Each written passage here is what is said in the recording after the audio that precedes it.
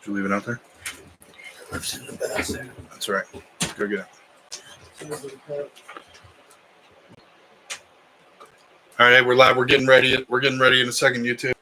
I'm going to get my TikTok going. You're going to see some of the behind-the-scenes action. I never saw your cup. I don't think you got it out of the car.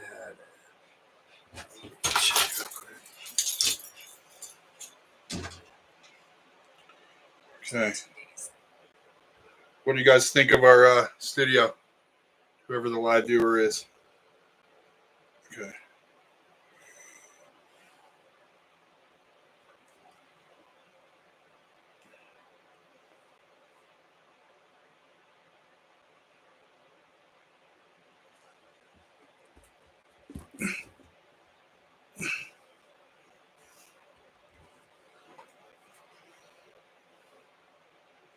How do I flip the camera?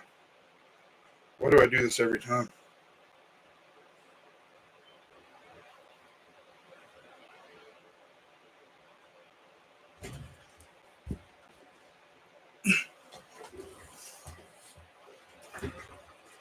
Alright. Okay. Dude, I got a good side. I don't think it's this one. Well, I have to be in this chair because I'm always right. And otherwise, I will. It's alright. I'll be clocking you with my robot leg the whole No, time. this is fine. Okay, YouTube Live. What up? We got one. I need like a booster seat. Is that too low? Wait, it lifts. It's got a thing. Pull the lever over here. Oh, there we go. Money. Here we go. Sick. Okay. Let's rock this. Okay. All right. Live and TikTok. You get to hear the whole intro song for the first time. Want to play the whole thing? World premiere. Yeah. And you and me. All right. So look, this is what I got set up. Intro song's rocking. For live, it'll go like this, but when we do the podcast, I'll edit it. I'm going to introduce myself. I'm going to introduce you. Then I'm going to do some of the housekeeping stuff, like what's our channel, all that stuff.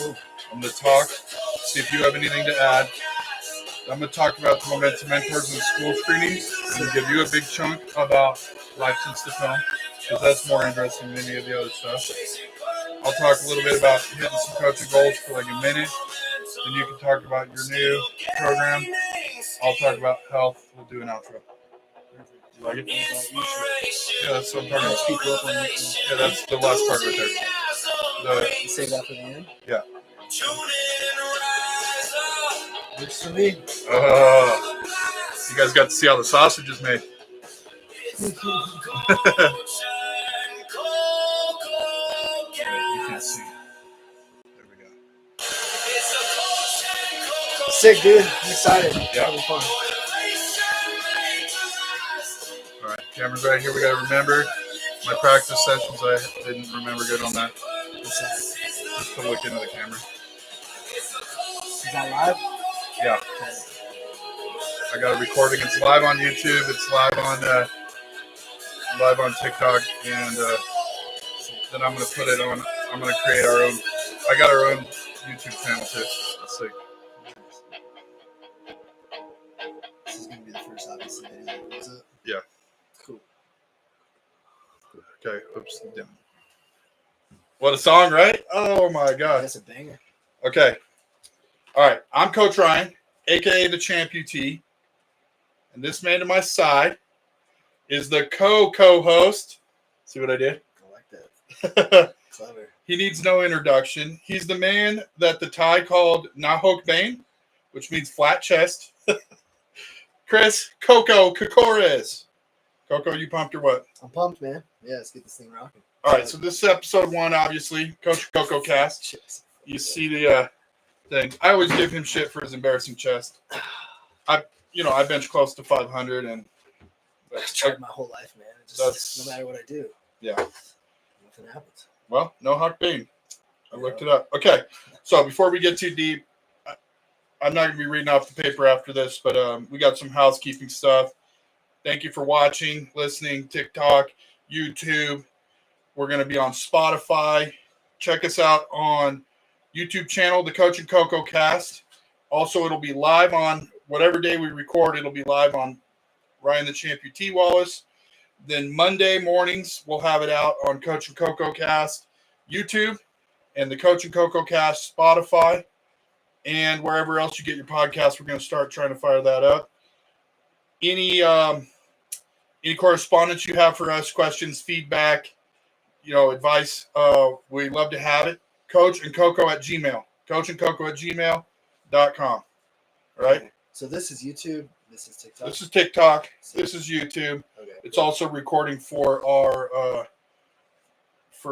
Spotify and all that. IG. We don't got IG. I should do that. You can do it. Yeah. Set it up. We're rocking. We can organize. I'll do it later. Okay. All right.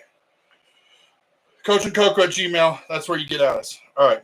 So what's the Coach and Coco Cast? I know you're asking yourself right now. Coco was the star of a documentary called Momentum. He suffered a horrible car wreck. It set him back on an MMA path, and then he worked his way all the way back to the top. I had a part in the film as the handsome, humble, comedic powerhouse anchor of the project. His story was cool, but I'm cool, so it kind of matched up. So that kind of reminds me, y'all got homework. We don't need to get into the past that film covered.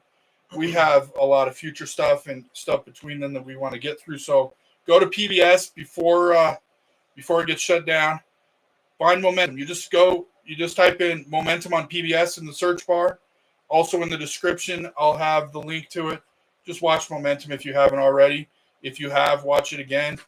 I've seen it like 13 times and I'm in it and I still like it. And I talk to people that watch it like once every couple months or whatever. So get after that. Coco and I both get asked what's up now by people that either don't directly follow us or know us. So episode 1 is what's up now. After that, we have a lot of other questions we get from various things that we do, and we're just going to try to, each episode is going to be answering 1 or 2 of those questions and whatever comes up and whatever stuff we got. So Coco and I got good chemistry, no homo. I missed him when he was in Thailand, no homo. And we work hard to make what we've learned digestible for our throngs of fans. And y'all really do matter to us. And we want this project to reflect that, reflect the hard work we've put into it. Quit touching my leg, dude. Chemistry out the window. That's why I sat on this side so I wouldn't hit him with the robot leg. And then dudes kicked me like 50 times. That side, man. That's it. Podcast over. Yeah. All right. We want this project to represent our genuine desire for the well-being of, people that we know and that we have. You got anything to add to that? Nah, I think you nailed it. I'm just excited to be here and get shit rocking. Cool. All right. So I'm going to start. I got some what I've been doing stuff that's pretty cool that also kind of leads into this podcast, and I'm going to turn it over to him. He's got some awesome stuff he did in Thailand and all that. So I stayed stateside, and I had the vision with the film of showing it to kids in the school that I work with and other organizations in the area, and then creating a mentorship program around it. It's called Momentum Mentors, and it was pretty awesome. Some parts of it were very intimate with small groups, and then what kind of inspired me to really say yes when you said let's rock a podcast, which I was already thinking about, is I had schools watch it, right? I had schools watch the film, and then I sent them Google Docs with questions, how you feeling, about it? What's the obstacle in your life that is holding you back? Mm-hmm. What's the thing in your life that when you overcome it? What schools did it play? It played at South Tahoe Middle School, South Tahoe High School, Mount Talac School, a school in Minden, a school in Colorado, and then a school in Santa Cruz. Okay. So, and then Santa Cruz. Santa Cruz. It was a school that my old wrestling coach actually worked at, and then and my nephew as a PE teacher out of school, we're going to try to rock it in there too. So, Okay. Tight. yeah, it's pretty cool. And couple of the things I noticed, especially with the local schools, kids that I knew really well had problems that I had no idea they were dealing with. Kids that I saw every day. Like up here? Up here. Kids that I saw every day that I was working directly with, or that I had, worked directly with every day during the wrestling season, or in the classroom, or in any other program I was involved with, had problems that they were not expressing that we could have been working on. Gotcha. They also had ambitions and goals that were awesome that we could have been working on and that we could have been building on. Yep. They had pain that they weren't showing, or they had positive things when they were in a situation where it could have been dark. But the thing that hit me the most was that the pain and the things that they were dealing with. They were hiding. Yeah. And essentially I got a sense that so many of the kids were feeling like they're alone. They were alone feeling those problems, or that they're the only one who's dealing with it, or that there should be shame, or that there should be that other people would judge them for the situation they're in. It's out of their control. Gotcha. So I kind of got on the thing is what I would do is I would say, if you have a goal and you took this seriously and you want my follow-up, I would come to their class, I would pull them out, and we would come up with a little game plan for how to get that. It was brief, but it was massively impactful. Yeah. And then if they had a problem, I either told a counselor that needed to know, or I would pull them in and be like, hey, listen, man, did you know that my parents split up too? Yeah. Or did you know that this teacher that's in our school suffered from the same type of thing, or whatever? And I would just connect them with resources that I knew would help. And that was informal, and it was just with the kids I knew. So then I created this Momentum Mentors program and a framework where I want to be able to export that and do that anywhere. Anyone that watches, or if they don't even watch the film, have that be something that can go. I like it. And it's cool. And it struck me like, man, massive amounts of kids that I knew really well, for whatever reason, watching the film opened them up, and having sort of an anonymous way to tell. Yeah, I think that's important for sure. Was massive too. Yeah. So that was what I got started, and then I got this dream opportunity. This foundation called the Marcella Foundation hired me to build that mentorship program, work with Mount Talac.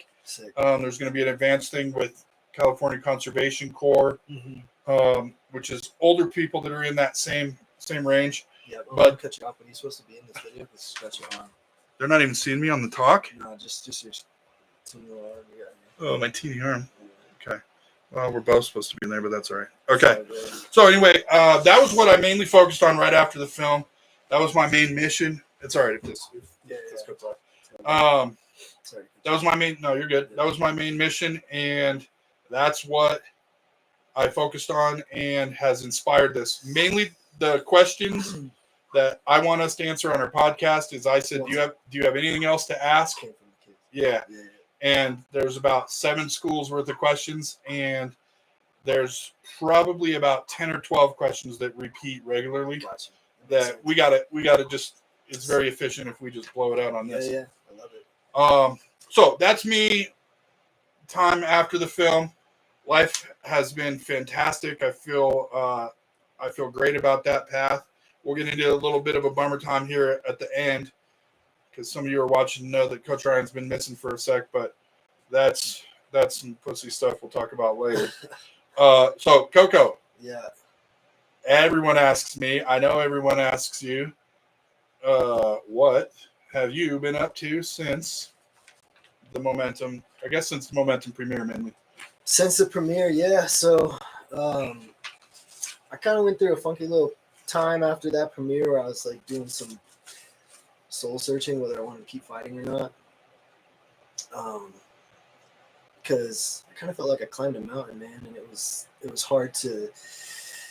So, a lot of times when you get into fighting, people chase championships. They want to be in the UFC, and that was my goal when I first got started. But climbing this mountain of regaining my body and conquering that mountain was fulfilling. And so I didn't really know what I wanted to do next, and I kind of sat with it for a little bit. And I got this opportunity to travel and to train and to compete, and so I ended up deciding just to send it because, I mean, like a lot of people that go through what I went through, they don't have second chances, you know. Yeah. And so uh, there was also like, I guess I just felt guilty not going for it, and I also still had that fire in me to keep fighting because I love fighting, and that's, that's always been there. And so yeah, I took off, and I first went to Guam, and I trained there with the national team for 7 months. I was sick, super hard training, super high level, intense guys, and then I took off to Thailand after that, and life just kind of like popped off. Like, it was just a wild time. I fought a handful of times out there. I fought like 10 times, um, and yeah, it was just really fun. I traveled all over Southeast Asia. I competed in China. I competed at the biggest stadium in the country of Thailand. Um, it was just electric. It was just what was cool is I had this one moment when I was sitting in my hotel out in Thailand, and I was like, realized like, damn, I'm living the life that I almost died feeling unfulfilled. That I hadn't lived because I was just like jumping from hotel to hotel, city to city, fight to fight. Like everything was inconsistent and unpredictable, and it was just so much fun, and yeah, and I competed on some of the biggest stages in the world, and I climbed fast, and that's what I did. So I competed, I think, 10 times as a pro, um, competed in boxing, competed in Muay Thai, and then pretty much conquered my dream of competing on the biggest stage out there, which is called RWS, which I lost, which sucked. Yeah. But yeah, it was a good time, and I just went for it. So when I was watching that fight, can you explain what the atmosphere in that stadium is like and how ravenous those local fans are for that sport? Yeah, so in Thailand, it's like the movies, man. Like it's everything that you would imagine Thai fighting would be. There's people screaming and betting, and there's people from all over the world there. There's never one person you're gonna meet that's not from like a different part of the world or different country. Um, it's really intense. It's like, I mean, they're just pumping people through. Like as far as fighters, like I got smoked in my last fight. I mean, I did okay, but about towards the end of the last round, I got TKO'd, and they put this like when I got knocked against the ropes, they put this like smell stuff up that wakes you up. Yeah, and it worked, and like it just woke me up, and then they just grab you and they send you out, and so it's a different level because they're not very, I don't know the word, like they don't have a lot of empathy or like, whatever. Yeah. They're just like blasting through fights, getting like, this guy's from the UK, this guy's from China, this guy's from America, and they're just trying to get through the fights, put on, and everybody wants it. Like everybody is trying to be the best in the world. Yeah. So it's super competitive, and it's dangerous. And they've all like sacrificed to leave their families or whatever to be there, right? Yeah, so all of them. Like yeah. and a lot of them are young kids too, and they're all like super fired up, sacrificed everything, and it's super intense. It's super violent. Obviously, it's like full contact, elbows, knees, everything goes. And it's a trippy experience for sure, and it's a huge stadium, thousands of people. Yeah, it's epic. That's awesome. Yeah. So those smelling salts. The funny thing is, when we take long wrestling trips, we had one time in our med kit, we had a huge bag of them, and the kids found them.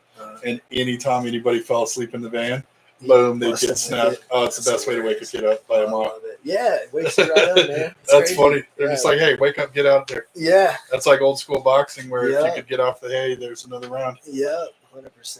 Yeah, cool. It's a trip. That's awesome. Yeah. All right. So I will say one thing. When I was coaching, Chris doing all that stuff was I don't know if you guys realize, but every practice I have a speech ready at the beginning, and he was the subject of a lot of those speeches that he was actually going and sending it and doing what he said he was going to do. and living what he said he was going to. And it helped our team a lot. Before I started coaching wrestling at South Tahoe High School, we'd had one state champion ever. In the time since I took over, we've now had 5. And That's since great. you were gone, we had 3 of those. Yeah, So that's so yeah, sick. it's pretty awesome. And then in the film, people ask me a lot about the girls team. When I said something, I want to have a full girls team. Yeah. Our girls last year took 2nd in regionals, and So we sick. had a bunch of state placers and girls that were getting medals everywhere we went. That's And more importantly, just a ton of girls that were locked in and like competing. I love it. Locked in as a group. It's So it's sick. awesome. So like Yeah. a lot of those things in the film, people ask me a lot, like, did you accomplish that when I said this is what I want to do, whatever? Yeah, we did. And a lot of it was thank you to you that I'm like, dude, this guy did it. This guy is an example of somebody that's exactly what we're talking about. And even when I wasn't able to compete or lift or do anything for a minute, I was able to say, like, hey, a guy who's practiced on these mats did exactly what we're talking about. That's awesome. and get going there. So it's inspiring, man. Appreciate it. Yeah, it's cool. A couple things I did just personally, just to brag. Since the first episode, you guys need to know who you're dealing with. I got Citizen of Merit for Lake Tahoe, which was cool. I got a black belt in jiu-jitsu. Epic. Pretty cool. Big deal. And in the movie, I lose, but that's the only one I lost in any WFC or any competition besides the first one I did. So I just want you guys to know I did a lot of winning since then. Anytime I got in there, and a lot of swimming, a lot of good physical goals. A lot of swimming. Yeah. So just wanted you guys to know, both of us from the film, the person they portrayed, first of all, helped motivate me to be the person that they were showing on there. And we also, like, we lived the life that you would expect somebody that was. It wasn't fake. Yeah. His last fight may have been fixed. I still think so. In the movie? Yeah. It's still my working theory. It's still my working theory. But anyway, the point is, both of us are pretty content and want to share our contentness of our life because we go and push to be the person that we say we're going to be. And that person is a big goal, much bigger than who we are currently. And we're always thinking bigger. And it's something that just I want to get across this whole project anytime we're doing a podcast. Like, there's a bigger version of you, a better version, no matter what you're doing, that's out there. And if you hit a backslide, aiming to get back to where you were is a bigger version of you. And then once you get there, boom, boost, Yeah, that next chapter can be the best one.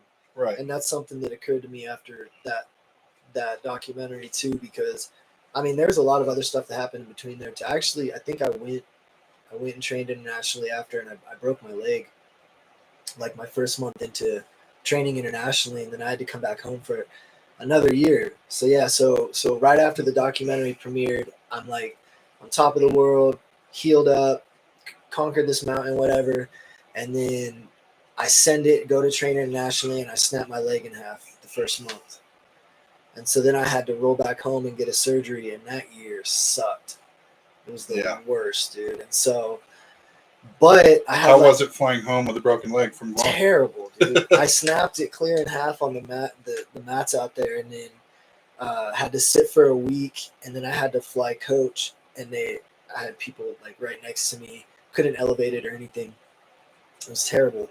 My leg was so like swollen by the time I got home. They thought they were gonna have to do like a emergency surgery or whatever. That would have been so awesome if you lost it. I was thinking about that. I wouldn't have been awesome. That would have sucked. But yeah. No. So, but like to your point, like I really hit like kind of a rock bottom at that point because I obviously had broken another bone. I mean, I went into like my, I don't even know, 6th surgery or something.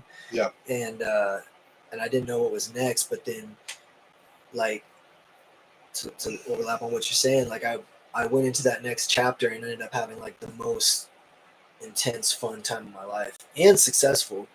And so that's just the power of the next chapter, and that's what that really taught me. Is just like how important it is to keep it moving no matter where you're at. Beautiful. You know? Perfect. All right, so we're going to keep it with Coco because now he's back in Tahoe where we're doing this podcast. And what do you got rocking with your youth program and your kind of goals and stuff for that? Yeah, so I just came home, and my vision was just to get involved with the community, kind of building on what we were doing before and I was doing before. But really my vision is like, I just want to help these kids, man, because I get it. Like, we're all cut from the same cloth, and I understand where they came from, and they can do it. I mean, I did it. I'm still working on it, but if I can get to where I've got to, they can get out of the funk that they're in. And so, yeah, when I got home, I started just applying for different places. I got this job running this program at Tall Youth and Family Services. They got a new grant for this youth program. So they brought me on as like the youth leadership manager. And so we're basically spearheading this program that's going to allow us to get creative and kind of do what we want to make an impact in the community. And so what my vision is to just create some dope stuff for the kids to be able to do that'll get them out of the trouble they might be getting into. We can rally up some mentors, and we can basically all get together and figure out what we want to do with our life and help them figure out what they want to do with their life and just have make a positive impact and have a positive outlet for them.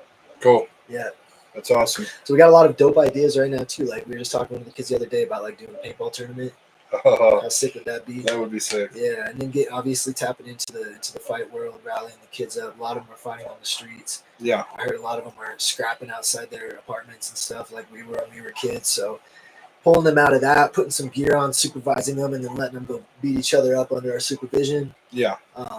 We're doing a graffiti thing next week where they're all going to get Cool. together, and we're buying them all the paint and everything where they can go tag some stuff up outside of our building. So yeah. It's not, not destruction of property. It's something positive. No, yeah, exactly. Yeah, that'll be cool. Exactly. That'll be cool. Yep. Maybe I should get over there and tag. I got some good bubble letter action. Dude, you should. I've seen your artwork. It's pretty legit. You can show it off. Oh, you mean like something like this? Yeah, that's wicked, man. Yeah. How many skills does one guy have? How many skills can one guy have? I don't know, man. But you're pushing it, though. You get too many. Too many. It's going to be... The government's going to have to assassinate me or something. Exactly.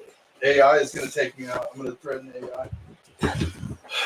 All right, well, that's beautiful. And it also frees you up to do something like this podcast. Yeah. Get things going. So, is that what you got for that? Yeah, pretty much. Pretty much. I mean, yeah, just stay tuned. I mean, I'm going to obviously try to... I'll talk about more on the podcast and where I get things rolling. We're kind of in like the creating phase right now and just kind of unrolling things, getting familiar with everything. But just stay tuned. And any of the kids in the community that, that need help, that want help, that this reaches, just reach out and we'll get you on board doing some fun stuff with us. And yeah. And like I said, email Coach and Coco at Gmail. Anybody can hit us on there with anything. We are sincerely people who, if I can't even count how many times somebody has called, text, direct messaged me or whatever with a request, and I just do it, and it feels good. Yeah. And it's good for everybody. So we're both that kind of guy. So some that I haven't been like broadcasting much. Guess we'll do me. I guess we'll do the elephant in the room now. I've been sick basically a full year now, and it seems like such a freaking wussy thing to even be able to say, but like I just straight up don't feel good enough to do most things. And I always prided myself on long days, up before dawn and home after dark every day, getting stuff done. And so far I've been able to be like a 1 hour a day type guy. Got some problems with my heart, some problems with my lungs. A lot of it is due to some complications from COVID that I got last summer. But there is something very valuable that I've learned out of all that. And partly why I don't want to talk about it is just because of how many people I've said no excuses to, you know what I mean? And like, I feel like now I realize like, maybe there is some time where you do have to put your health ahead of like your accomplishments or whatever. And one of the main things I really learned is patience, which had to be taught that a lot of times. But you know, some of the things we don't need to get into is like the problems with the healthcare system and problems with like the way things are diagnosed and the way your insurance pays for it and the way that like you have to wait so long to get to see a specialist and that kind of stuff is very different than how I've ever wanted to handle any problem. You know what I mean? Crazy. I remember it from my accident a little bit. Yeah, and I was going to actually ask you about that. Like, super messy. So, like, I'll just tell you guys one thing. Do not tell me any secrets, especially not like government secrets or something important, because I had to do this thing. I had to have this thing done in my heart, and it's possible they have to do it again, where I was awake, and they were in there. It was like 2 hours long, and I had to be awake while they asked me certain things. Damn. And while they were like working. Yeah. And it didn't hurt, but it like tickled, and sometimes I felt pressure. And dude, I would have rolled on anyone. Yeah. I would have rolled on my mom. Hi, Mom. Shout out, Mom, who I think's watching right there. I would have rolled on my mom. I would have lied to get out of it. Like, oh my God. Because of the medication, or just because? Just because it was like torture, and I was like, getting bored, and it was like, dude, I'll do anything to stop. They had a wire in my wrist through here, in my neck through here, and through my leg into here. That's gnarly. Dude. Yeah, and I could feel it. And then also I was in the hospital like for about a 12-day stay. For me to stay mentally focused I was kind of lucky because it was getting close to wrestling season, and all these wrestlers were just constantly messaging me. And it kept my eye on the prize of like, dude, I have done it. And then I'm going to get to like, I'm going to talk right at the end about sort of what led right before that moment. But when you were in the hospital and you were like, no end in sight, because they weren't giving me a release date or any of that. Like, what was it that kept you focused on the life outside of it and like what you were going to do, or kept you sane more or less? Going through that. Yeah, like when you're in the hospital and there's no release date, there's no clear like well, what are they going to do if you're ever going to be feeling better, that kind of stuff. Yeah, I mean, for me it was like anytime I started seeing the end of it, something else would come up. Yeah. So I had to learn how to embrace. I submitted. Like at a certain point I just had to submit, because it was like, and I know a lot of people have been through this and can relate, but like when you're going through these heavy like physical times, especially when you're going through that gauntlet of like surgery after surgery, complication after complication, you try to convince yourself that the next thing is going to be the end of it, and then all of a sudden something else is dropped on you and something else, and it just keeps going. So I learned how to find myself in that process, where I was like, I can't beat this by trying to find the end of it. I have to beat this by finding peace in it. You know what I mean? Yeah. I'm sure you can relate to that. So yeah, that's what it was for me, and then eventually it ended, and I made it to the other side. And eventually it ended is a good way to say it. Yeah. Yeah. So I mean, I had this dream job rocking, and everything was as good as it had ever been, and then I got hit with that, and for a second I was feeling sorry for myself, right? The opposite of what you just said. And I was trying to fight against it and fight against the recommendation too much. So just one lesson is, instead of fighting against it, fight with what you have. Focus on the tailwinds, not the headwinds. Yeah, hard times don't last, hard people do. Exactly. Yeah. And so I do want to shout out Marcella Foundation. Like, one of the other things is, we're going to get a little deep real quick. They had a lot of confidence in me and belief, and hired me to build that Momentum program, and then got me in connection with a lot of people.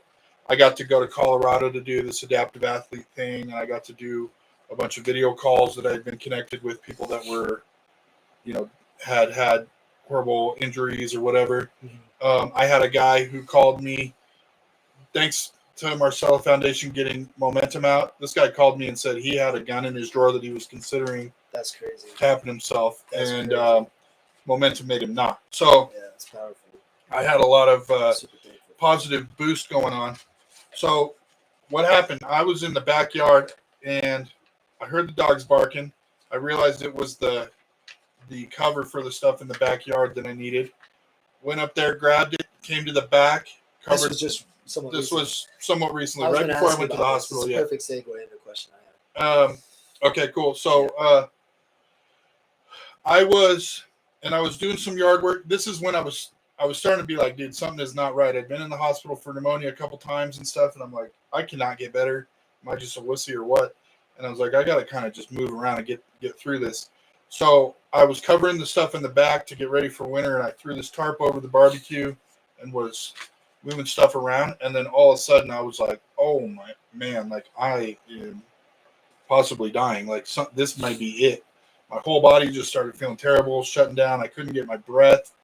I couldn't get focused, and I couldn't like move my body or anything. And I just had to drop to the ground in my backyard. And that's a potentially very stressful position, right? Sure.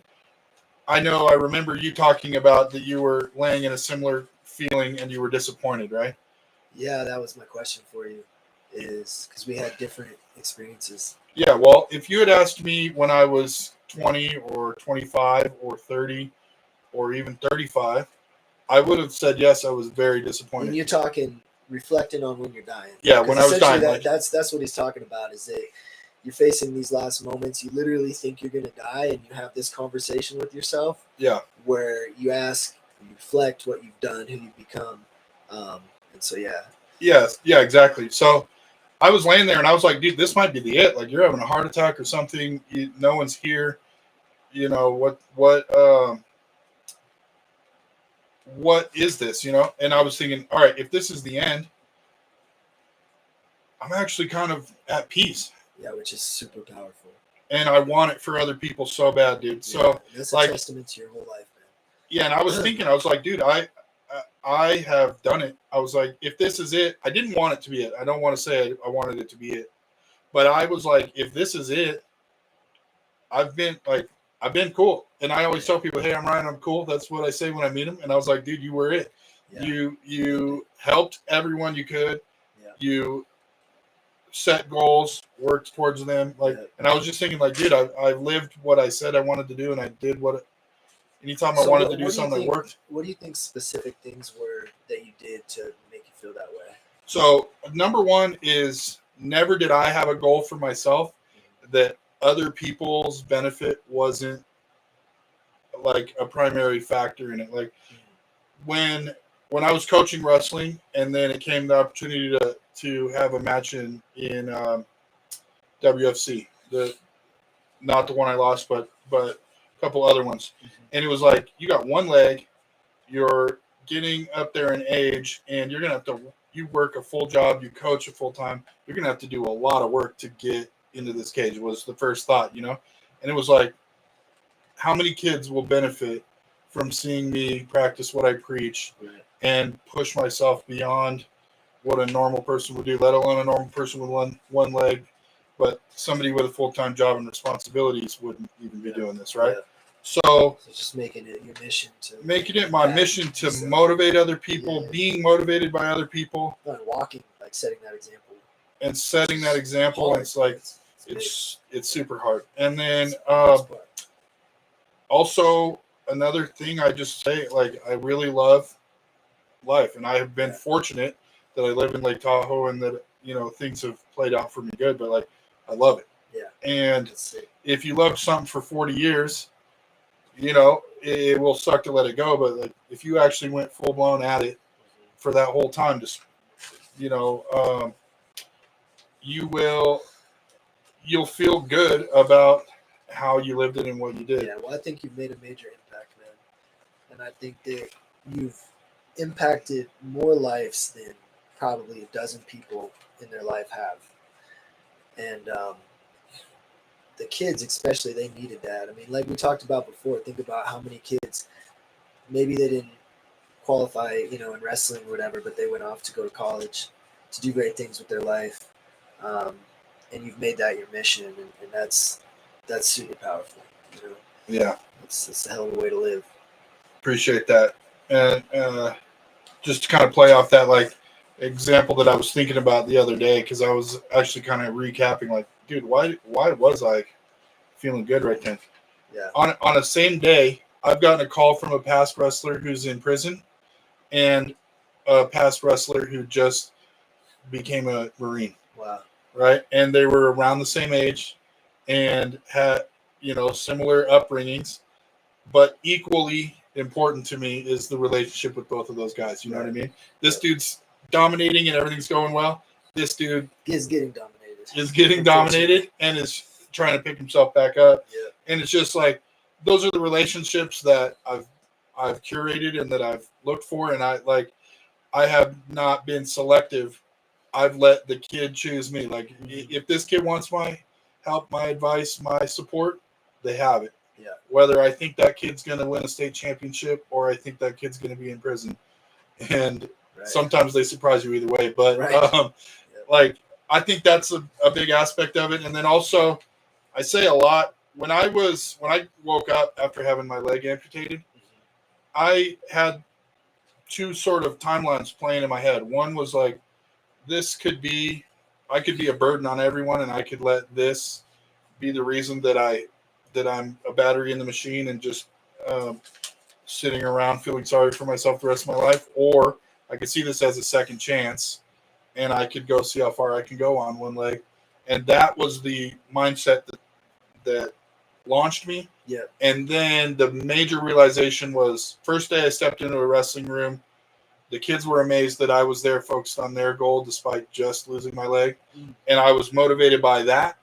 And then they motivated me to work harder because I'm like, hey, they see me doing this. It motivates them. Right.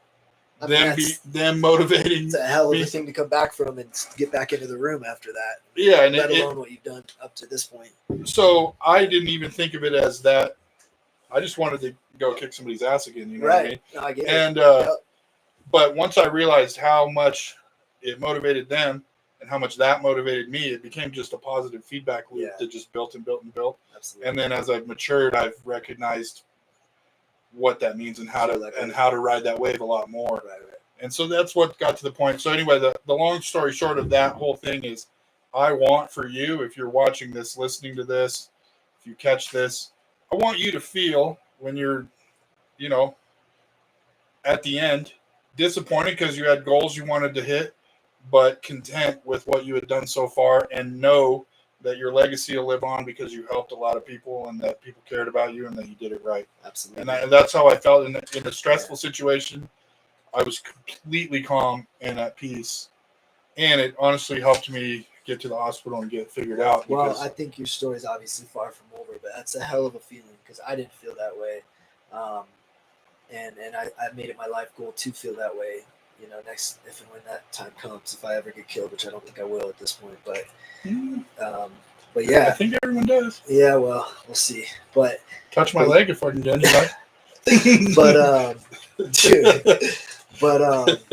But yeah, man, that's powerful, and I think people who face near-death experiences, they get it, and people who haven't should even try to get it even more, because when I was dying, I was super disappointed, and I was like counting, like I was hanging on the inches of my life, bleeding out and everything, and I could feel myself dying, and I was like, damn, like I held back so much. I didn't become the person. I always put myself off into the distance. Like, one day I'm going to be that guy. One day I'm going to do those things. And then I was out of time. You know what I mean? Yeah. And so, and I'm a really ambitious person. So it's a lot to be what I wanted to always be. But, I can definitely say that going after your passion and not doubting your damn self and just being fully transparent with the world and with yourself and your dreams and going for it with all gas, no brakes, is the way to do it. And I think what's cool about you is that, some people just got it like that. Like, you just live that way, and that's why people gravitate towards you. And that's why you're such a good coach. For me, I had to work a lot harder to get out of my box. You know what I mean? Yeah. And to become the person that I was proud of and wanted to be. So, and I know there's a lot of kids that struggle with that, but yeah, Yeah. And so, hey, that probably we're right at the mark that we said we wanted to hit. So you got anything else important? Yeah, I got one question for you. All right, let's hit it. One question I have is that I was thinking about is just what would you like? What do you want for the kids right now? What would you like to see them be doing while you're getting yourself back together? Okay, well, first of all, the kids that I worked with, I want them to prove to me that what I taught them works and that they don't need me to hold their hand the whole way, that they can go get stuff done that I'm saying. Yep. For the other kids who haven't had it yet, or even those kids too, in a way, the most important thing that I've ever learned is how to set a goal and devote as much time and resources as possible to accomplishing that goal. And it's a cliche to say, but it's not about getting to that goal. It's about who you become on the way to that goal. 1000%. And it's about the habits and skills you learn on the way to that. And then it can be applied to everything. So, like, your first goal could be to win a state title. If you fall short of that, your life wasn't a failure. And if you accomplish that, your life wasn't a success. It just means who you became there. And you learned skills. You learned how to dedicate. You learned how to sacrifice. Yep. The next goal, all of those same skills and habits and procedures can apply. So what I want for kids is to get something that fires them up enough to devote all their time and energy into it and to be obsessed with it. And there's your friends, your family, people all around will sort of tease you, ridicule you, put you down for being obsessed with something, especially if it's something they don't understand. Mm-hmm. Well, they're wrong. The people who become experts in something, the people who get obsessed with something, those are the people that will feel content if they have that moment we were just talking about. Experts in their own selves. Like that's right. The key to chasing a dream is that you're not you're not always. Well, I always call it as like your star in the sky. Yeah. Like you have something that you want, but then you set out on this journey to become that thing, and you learn so much about yourself. You build a team, people that believe in you. You go places, you see things. And you develop as a human and evolve, and that's where the true power lies. It's not always because, especially if you get closer to the goal, and maybe sometimes people even reach it, there's always more that you're going to want. But not having that star in the sky, is a lot tougher than the chase of having one and who you become, along the process. So. Exactly. Yeah. So that's what I want. I want the kids to do exactly that. Have that aim. And then the other thing, I say it to everyone all the time, just got to prove to yourself that you can't be broken. Yeah, that was actually one of the other questions I had for you was because I know a lot of people are going through stuff, and it can be anything. Yeah. Life hits, you lose your job, your relationship, you crash your car, whatever it is. So when you're going through hard times, because you're a resilient person, what's the techniques that you have when you're facing those really shitty, hard moments that are testing your spirit, testing your soul, testing your shield? Yeah. Well, first thing, a silly one is I pet a dog. I love it. I freaking love dogs. Yeah. There's 4 dogs in the living room right now. What if there's no dog around? Okay, so yeah, if there's no dog, 1A is pet a dog. Okay. All right. 1B is I could be in the worst situation possible, and I'm in a much better situation than a person in Gaza who's starving, not to get political or whatever, or a war-torn refugee who's escaping a place that they can't go back to and going to a place that doesn't want them. Right. Or a person who is completely alone. Just trying to zoom out and reflect. Zoom out first. Okay, my heart's being a pain in the butt. I got pine trees above me. I got a roof. Right. I got friends. I have people that call me and care. I have people bringing me food. I have skills that I can apply in a different way to keep myself going, whatever, So number one, it's be grateful, but also just zoom out and be it's bad, but it's not that bad. Right. It's not could you imagine being a 12-year-old who's a Syrian refugee who is on a raft going to Europe to try to find it's some crazy. place to be, or That's like real. yeah, that's a real problem. Like Real kind of shit like that happens. and or imagine even just having the same problem but being in a location where you don't have access to the healthcare or whatever that we have, or not having family that lives there that will give you a ride to the care, or having saved up enough money to like float yourself or whatever. You know what I mean? Like, so that's one. Was that 1B? 1A. 1A was dog. 1B was be grateful, zoom out. Count your blessings. It could always be worse. I talked to a guy who was in a wheelchair, and he said people always come up to him and say, "Oh man, it sucks that you're in a wheelchair." And he says his response is always, "Could you imagine if I lived 100 years ago and didn't have access to this and couldn't get around in something like this?" You know what I mean? So that mindset helps a ton. And then playing off that, but a little bit different too, is I have voluntarily, when things were going well for me, found the biggest, strongest, meanest guys I can, and for a hobby, for like a random Tuesday night where I worked full time, coached kids, then I go find a big, huge guy, and I talk trash to them and insult them so that they'll try to hurt me as hard as they can. And they will. And they will. And they do. And I have hopped on one foot in front of everyone that I love and everyone who knows me with cameras against a black belt in a sport that I'm a white belt in. And I've hopped out there and done their sport in front of everyone on a stage with lights. Yeah. So, I was there. Yeah, you were there. You were there. The point of those moments come full circle. The point of that is, I've already proven to myself that when things are going good, I will push myself to the limit, and that I'm tough, and that I'm tough enough to sacrifice good times in order to be prepared for this time. It's like the cliche, like do hard things. Do hard things. Mimic those hard things so that when those things happen, you're not weak, soft, and vulnerable. Yeah, and then it's like, oh, are you afraid of going in for a heart procedure? No, dude. It's better than a dude who's nicknamed the Wrecking Ball charging me in front of my friends. I get it, man. And charging me in front of the kids that I coach. And then, next part of that is like, are you worried that you